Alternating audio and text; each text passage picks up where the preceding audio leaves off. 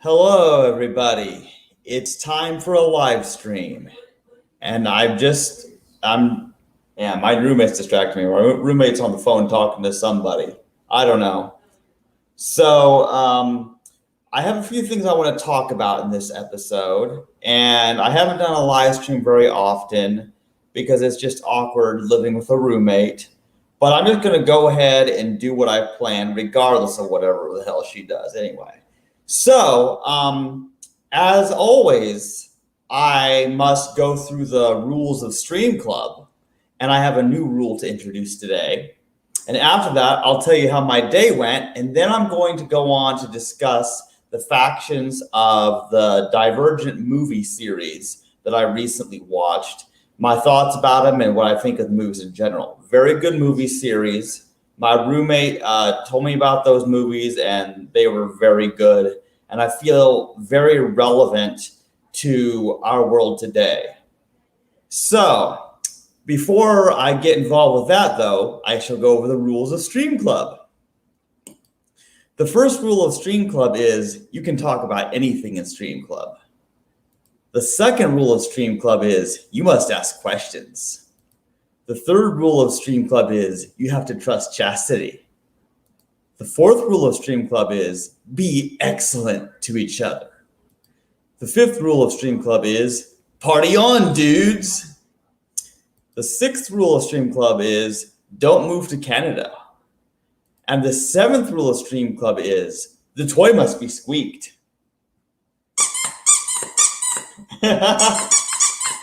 And with that, I need to introduce to you the squeak toys, okay? So get this. So I was at Hy-Vee after work one time, and I saw this sloth. It was on an end cap near the dog aisle for dog toys and dog food and all that sort of thing. And I saw this sloth, and remember that my roommate's favorite animal is the sloth.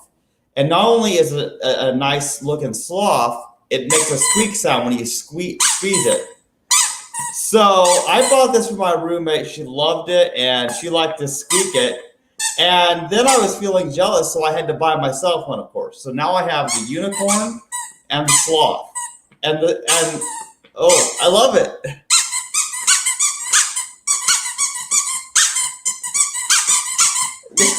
I don't know, something about having a squeak toy just makes life more fun. So, and also I have officially added my roommate as my pet on Facebook as well, because she's like my pet. Anyway, so I want to get on with some thoughts I have about the Divergent movie series. And there will be spoilers, just so you know. Oh, and I can remove that. Okay. There will be some spoilers if you have not seen the Divergent movie series. The first one's called Divergent. The second one, I think, was Insurgent. And the third one that I just finished watching is Allegiant. So there's 3 movies in the series. So if you haven't seen them, go watch those movies, then come back to this video. Or just continue watching and be spoiled. Okay, so anyway, this movie series takes place in the futuristic society, okay? And it's basically the city of Chicago, but what it's like in a few hundred years. So what happens is there's this people living in Chicago, which is supposedly the last city in the world. And they have a wall around the city. And people are divided into 5 factions. Now, what's interesting is these factions have different traits, whether they can be positive or negative is a matter of opinion. But each of the 5 factions has a certain way that faction operates. And it's very interesting. And apparently people are tested for how closely they fit into these factions. And if somebody fits into a specific faction, then that means they're that way and they join that clan, that faction. But if they fit into more than one, then they're divergent. So the divergent people are the ones that are different. And I feel like there's so many themes in this movie series that are so interesting. And it's the fact that you're treated like the divergents are hunted down and killed by the leaders in this futuristic world. So in a way, it's sort of like being divergent in real life. When you're divergent in real life, the same thing happens. If you challenge the established social political climate, if you don't agree with the dominant religion or the dominant political party or the society's attitude in general, you're an outcast. You become what's sort of known as factionless. Although factionless is not the same as divergent exactly. Factionless in the movie series is somebody who failed to pass the test of their faction, so then they're factionless. They're like outcasts. Whereas the divergents are kind of different, but you'd have to really see the movies to really fully understand the difference. But I feel like a lot of us are divergent and a lot of us are factionless, and that we had to leave behind a life we knew and the people we knew. So I want to go over the 5 factions of Divergent. And so what I'm going to do is I'm going to screen share. I found the Divergent wiki, and I feel like the wiki does a very good job of describing the factions. I really think it does, especially the one for Candor, which is the only one I've read. The only one I've actually read is the description for Candor, because my faction is Candor. And when I get to that faction and read the description for the Candor faction, you'll understand exactly why it's mine. So, okay, I'm going to try to share my screen. Let's see how well this works. And I do hope that my audio is good. Let's see how this works. Okay, I'm going to share the entire screen. I'm going to change it to only the screen, and I'm going to look at the Divergent wiki. And later on, I'll be back to check comments, hopefully. Okay, so I'm going to try this, and we're just going to go with it. So this is the Divergent wiki. It's divergent.fandom.com/wiki/factions. Okay, so interesting. It says faction before blood, all citizens of Chicago. So there are 5 factions here. Let's see. In Veronica Roth's novel Divergent, Beatrice Pryor's Tris society is divided into 5 factions. Excuse me, had to burp. Each dedicated to the cultivation of a particular virtue. When the factions were formed, however, each gained a negative and positive trait. The factions are abnegation, erudite, dauntless, amity, and candor. On an appointed day of every year, all 16-year-olds must select the faction to which they will devote the rest of your lives after taking an aptitude test that occurred the previous day. It's kind of weird how they force people to do this on their 16th birthday. I mean, 16-year-olds don't really make good decisions. So we have abnegation, erudite, dauntless, amity, and candor. And notice in the contents, they each have, in parentheses, a more accurate description. So abnegation is the selfless, erudite is the intelligent, dauntless is the brave, amity is the peaceful, and candor is the honest.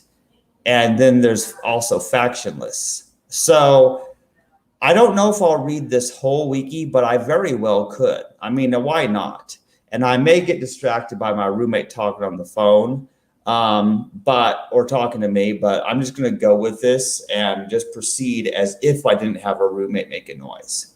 Okay, so abnegation is the faction that values the needs of others above the needs of oneself. Hey, I'm going to make the text bigger. Okay, their core belief is them before I. Members of abnegation take over the public services in the city. Tris Pryor was raised in abnegation. Though abnegation can be selfless, a flaw of theirs is the fact that they are a stiffling. This is where they get their nickname, Stiffs. The dystopic society of Chicago is ruled by a council of 50 people composed entirely of representatives from abnegation. as their faction is the most incorruptible due to their commitment to selflessness. Abnegation's color is gray. Their style of dress is conservative, loose-fitting gray clothing so as not to call attention to themselves. The only accessory they are allowed to wear is a plain watch. Also, as the people of Abnegation prefer not to show skin, revealing clothes are never worn. The Abnegation was the faction that valued helping others before their own self. They helped the factionless by giving food and clothing, which the other factions didn't. The people in these factions were not able to look into the mirror too long, since they didn't want to be too selfish and think of themselves. This sometimes causes trouble between the factions. So basically, the abnegation people are the people who they try to be very selfless, and they try to, give food and clothing to the factionless, which are like the poor outcasts of society. And it's very interesting, this idea that people, I feel like to be selfless is good sometimes, but also, they have this weakness in that they get so committed to trying to be selfless that they end up focused on themselves at being selfless. So it kind of backfires in a way. That's kind of what I think of abnegation.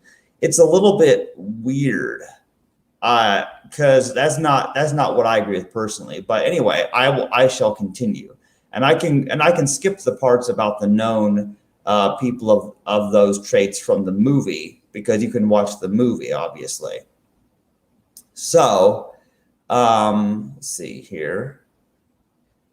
Let's see. Erudite is the intelligent. Okay. See. Okay. Let's see here. Let's see, should I start reading this? Ignorance is defined not as stupidity, but as lack of knowledge. Lack of knowledge inevitably leads to a lack of understanding. Lack of understanding leads to a disconnect among people with differences. Disconnection among people with differences leads to conflict. Knowledge is the only logical solution to the problem of conflict. Therefore, we propose that to eliminate conflict, we must eliminate the disconnect among those with differences by correcting the lack of understanding that arises from ignorance with knowledge. Let's see here. Bookcases line the walls on either side of me, but they seem to be decorative more than anything, because computers occupy the tables in the center of the room and no one is reading. The erudite stares at screens with tense eyes focused. According to the norms of the faction, it is dictated that a faction must wear at least one blue article of clothing at a time. Blue causes the brain to release calming chemicals, which attest to their saying, "A calm mind is a clear mind." It is also noted that erudites care for eloquent speeches, as well as their search for knowledge. The erudite, though extremely intelligent, have been known to be vain. The erudite leader was Janine Matthews. She tried to keep the divergent population under control from the help of David from the Bureau. She was always testing her simulations and kept making new ones. The erudite headquarters had a vast library. If an erudite initiate were not already very curious, they would have serious consequences. Interesting. So the erudite people, they valued knowledge, knowing things, then they think themselves intelligent. That can be good, but just as the abnegation people had the flaw of being focused on themselves and how selfless they were or not, it seems that the erudite had the flaw of thinking themselves so smart that they wanted to control everyone else, which seems to be kind of what happens in the movies. They think that they're smarter than everyone, and so they think that it's their job to control people and make sure they have the knowledge they want them to. Sounds a lot like governments of our world, in the human world. Now, Dauntless is very interesting here. Okay. Dauntless is considered the stalwart soldiers of the factions. Dauntless are those who are brave, seeming almost fearless. They strive to become courageous and durable. The dauntless are those who guard the fence, making sure no one gets in or out, and are the best soldiers. The dauntless color is black. Members of Dauntless dress in tight-fitting dark or black clothing that aids in their lifestyle of battle and training. Dark makeup, tattoos, and piercings are also recommended for all members. To get to their base, they jump on and off a train every day. And the Dauntless are certainly interesting. The Dauntless are supposedly brave and they do dangerous things, and there's nothing wrong with black, but they end up being so violent. They're just like so violent, and they train by beating people up and killing each other and stuff like that. So I'm not really the biggest fan of the Dauntless because they're just all violent and trying to show off how brave they are. So that's kind of what I think of them. But I think there are times when we all need to be brave, but not brave for the sake of showing off, but just when you have to face tough situations. So let's see. Yeah, we've done 3 of the factions so far. So Amity, the peaceful. Okay. Oh, let's see here. Give freely, trusting that you will be given what you need. Do not be angry. The opinions of others cannot damage you. The wrong is past. You must let it rest where it lies. You must no longer think cruel thoughts. Cruel thoughts lead to cruel words and hurt you as much as they wound their target. Members of Amity value peace and harmony above all else. Members of Amity are dressed in red or yellow, though their faction only dictates that they wear some amount of the colors. Styles are loose and comfortable. Amity children are seen playing hand-clapping games and singing songs. Amity members are happy people willing to serve, but unlike an abnegation, do not come face to face with those they serve, usually. Despite this, Amity has given Chicago compassionate counselors and caretakers. Yeah, the Amity people are pretty nice in the movie. They're basically like farmers. They just kind of live out and farm the land. It's kind of like a vegan commune or something, is what it's like. It would be fun living with the Amity. I think it would. Let's see here. And now Candor, this is my favorite one. You ready for this, people? Dishonesty is rampant. Dishonesty is temporary. Dishonesty makes evil possible. Candor. Candor members value honesty above all else. A member of Candor can be recognized from their black and white clothing, a visual representation of the black and white they see in truth. Through the years, the Candor faction provided the people with trustworthy and sound leaders in law. They are very truthful, sometimes to the point of being tactless. The Candor initiation does not utilize simulation, but utilizes lie detectors, tests, and truth serum. Initiates are placed in front of all those in the faction and are asked deeply personal questions. They believe that charm is unnecessary and politeness is deception and pretty packaging. According to Christina, Candor acts according to the idea that if the person reveals all his secrets, he has no desire to lie about anything because the worst is already out in the open.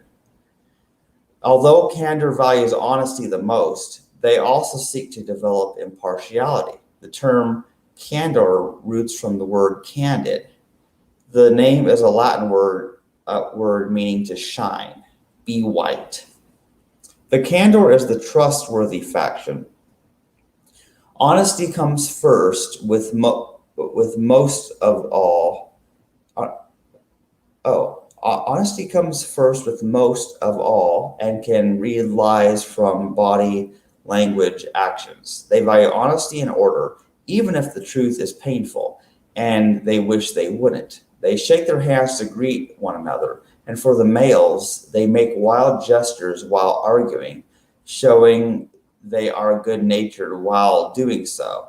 Candor is allowed to keep pets. They will be straight and honest with the person with no manipulations. They are sound leaders. They believe that charm is genuinely unnecessary and politeness is deception. No one must keep any secrets and are punished for dishonesty. Now, I find this Candor faction to be the most interesting. There are several things about this that are true. Notice the black and white clothing. I'm always wearing black and white when I have the choice. I like checkerboards, so that definitely fits me. But here's what I find the most interesting is where it says Candor acts according to the idea that if the person reveals all his secrets, he has no desire to lie about anything because the worst is already in the open. Although Candor, oh yeah, I already read that part, yeah. But yeah, I find this interesting because this is so me. This is why I am the Candor faction. I like black and white clothing, and I'm the person who I've revealed everything about myself. Like this is crazy. Like it's just so absolutely crazy. Um, because that's the way I handle things. And of course, I have also been criticized for that as well. But I'll get back to that later. Now let's see the faction list. There is one more group that is not part of the social classes or factions. These are the factionists. These are the people who failed to complete their initiation into whatever faction they chose and live in poverty, doing the work no one else wants to do. They are the janitors, construction workers, and garbage collectors. They're the ones who make fabric, operate trains, and drive buses. In return for their work, they get food and clothing. They live in places like collapsed roads, empty subways full of trash and sewage. Because of this, they are often given food and clothing from the abnegation. It is later found that they have the highest number of divergent. They wear mixed clothing from other factions. The faction lists also include elderly dauntless. Very interesting. Like seriously. So I basically read all of that stuff. And I find it super interesting. In fact, I want to get a better look at this image. That is a nice image. Cool. Can I make the image even bigger? Yeah, I like that. I so like that. And I'm going to stop sharing the screen and then I'm going to discuss this. I'm going to talk about this and respond to any comments, although it doesn't look like I have any comments right now. But I find these factions to be super interesting because what I find that's interesting is I don't really find anything wrong with the factions of Amity and Candor. I feel like they're pretty solid, like they're pretty good. It's good to be peaceful and it's good to be nonviolent. It's good to be a farmer. You know what I mean? Like, I feel like Amity is good and Candor is good, like totally, whereas the others sort of seem to have their problems. And, like I mentioned, the abnegation, they get focused on themselves and how selfless they are. And then what was the others? Yeah, the erudite think they're so much smarter and better than everyone, so they get arrogant that way. And what was the other? Now I'm already forgetting the factions, but yeah, it's crazy. But it's cool. I mean, and I feel like people in general, most people fit into more than one faction because we have these traits, and at times we have to have all of them. We have to be brave. We have to be honest. We have to be kind and loving. We have to be selfless sometimes. But I think the message of the movie, which you'll understand if you watch the movie series, is that these factions were created because of human experiments in trying to do genetic breeding. So they ended up breeding people who had certain features, but then it caused problems and it caused people to be split into different factions. It's very weird, but people in the real world are divergent. because we meet more than one of these things. I mean, you can be more than one thing. I think that's kind of the message of the movie, is that's the way we're supposed to be. Also, I must squeak the toy again. Oh, I love these things. These are so awesome.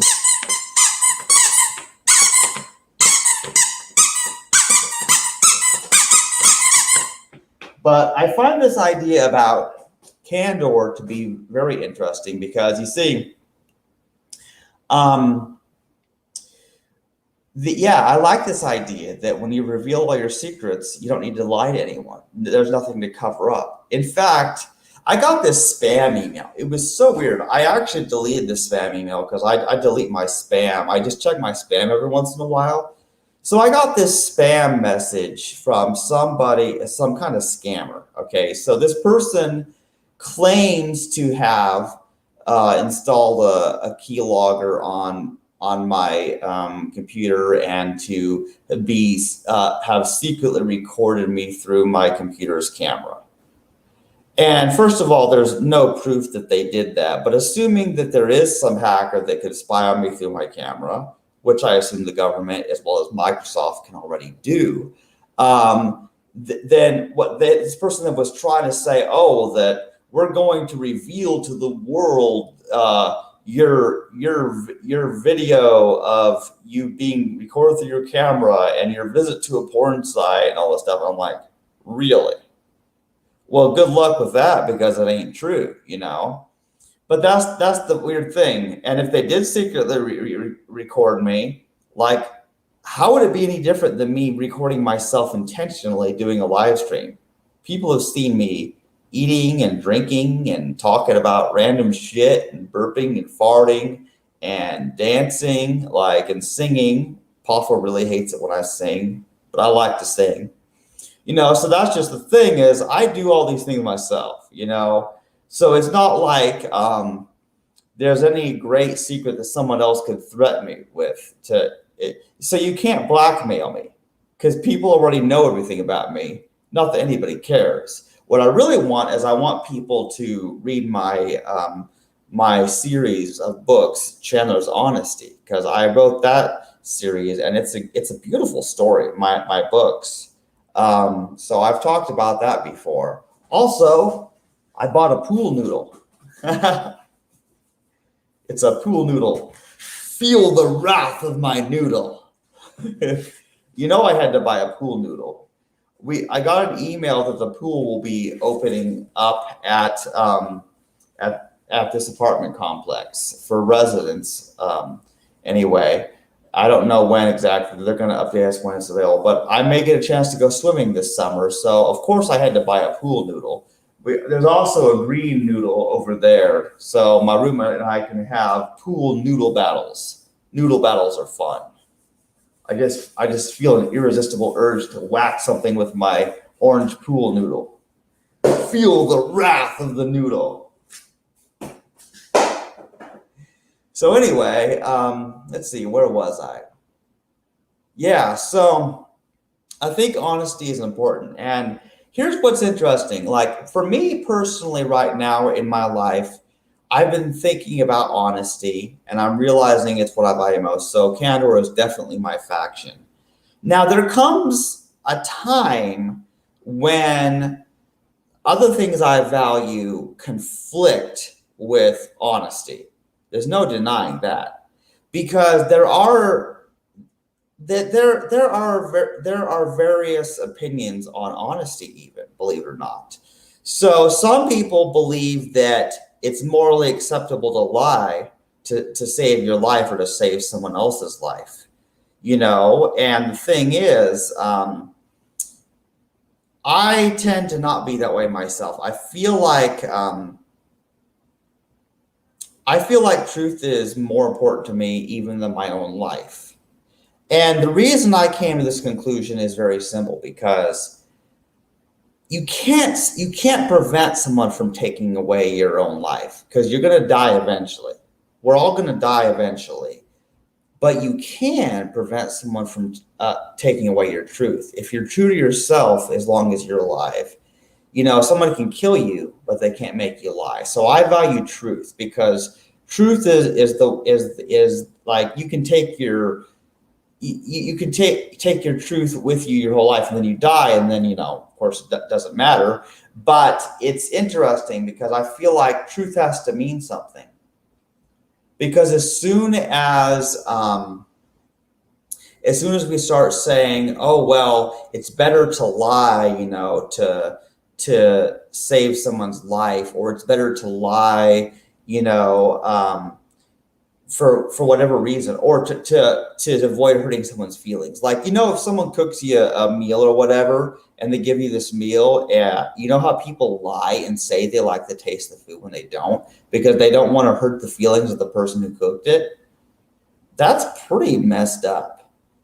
That, first of all, you don't even have to lie anyway. You just say, well, I don't really like that much, but thank you for your work at this anyway. You can be grateful even if you don't like the taste of food.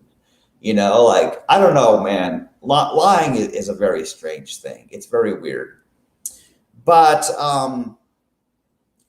here's what I think. Okay, so I tend to rant, but what I really think is, I think that with a lot of my life, what's changed in my life is that my commitment to honesty is the number one reason that everything in my adult life changed. I mean, think about it.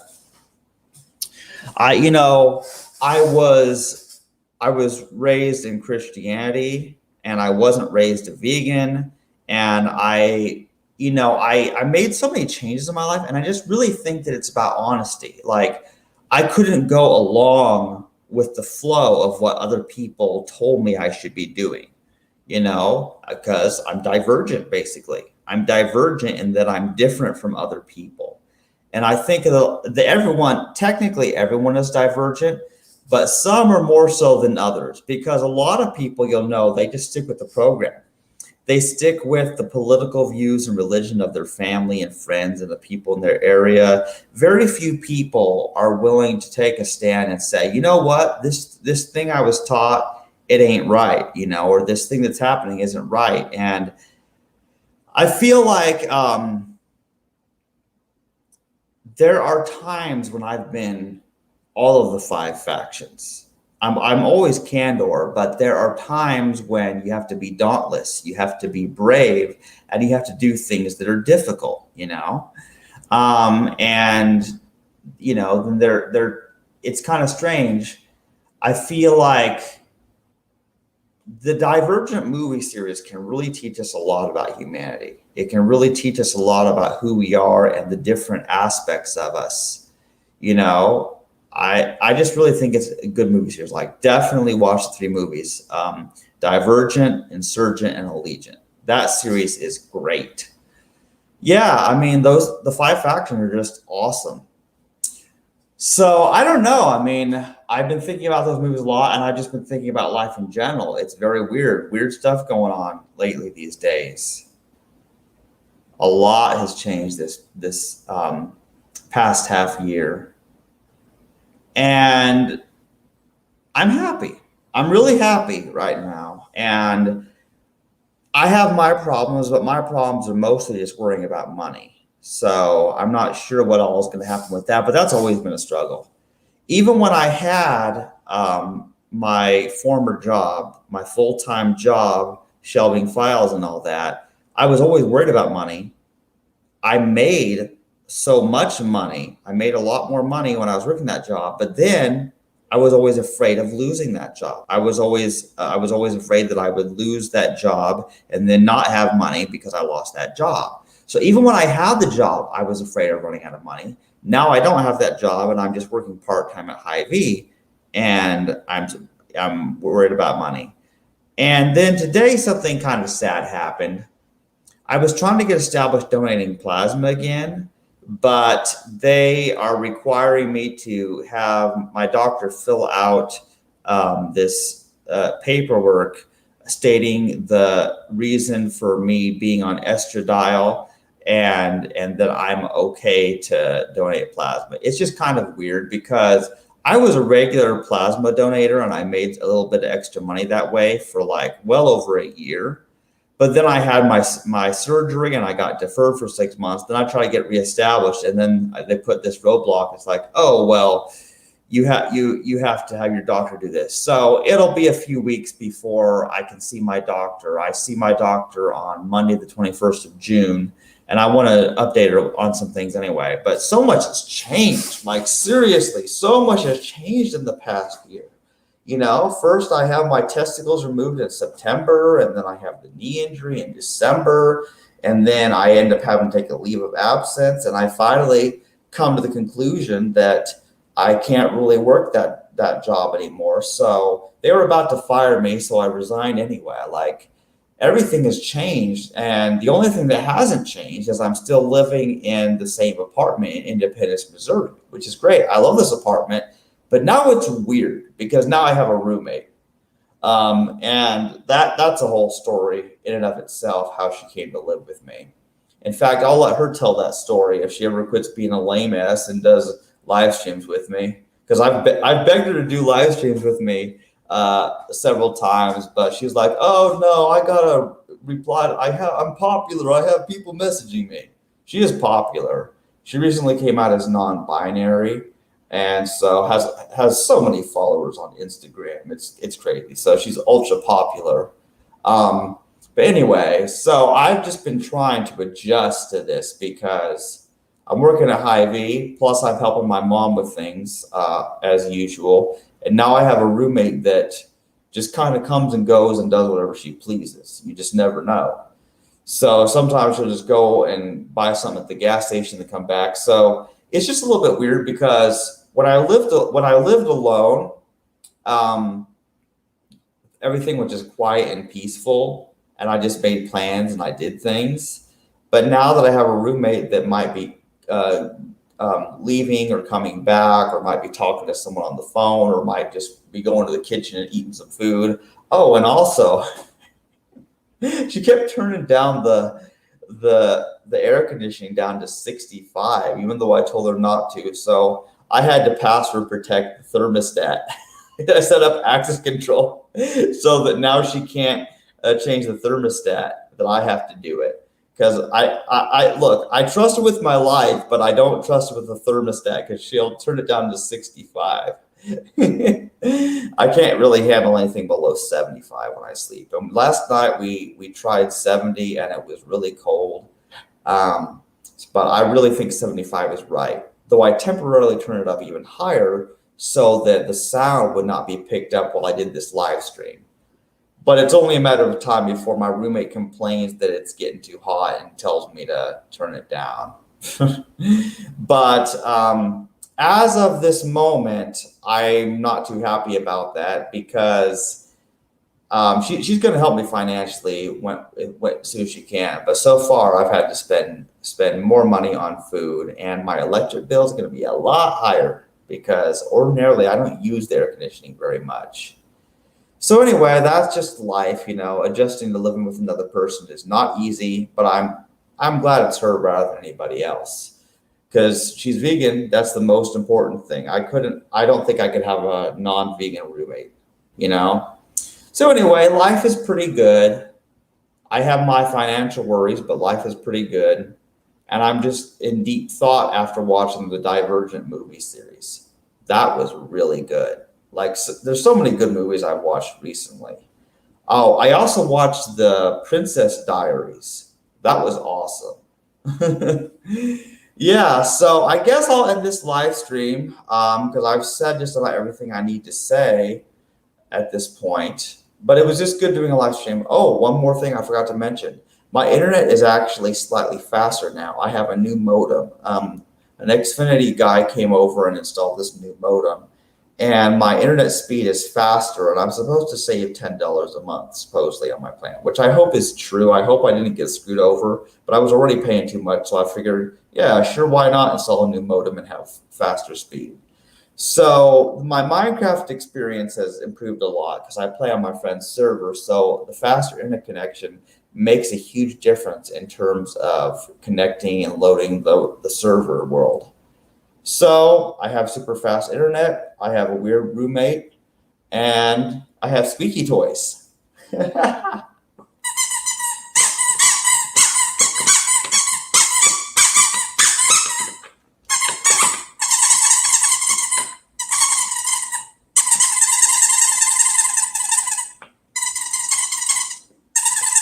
The sound is slightly different between these squeak toys.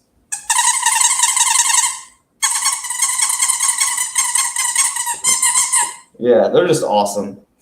So anyway, I guess nobody really cared much about this live stream, but for those who did listen to my crazy rant about my personal life and the Divergent series, well, thanks for listening, and you'll see me in the next live stream, and hopefully my roommate, if she ever stops being so lame and joins me when I do these things. I can't talk her into it. I don't know.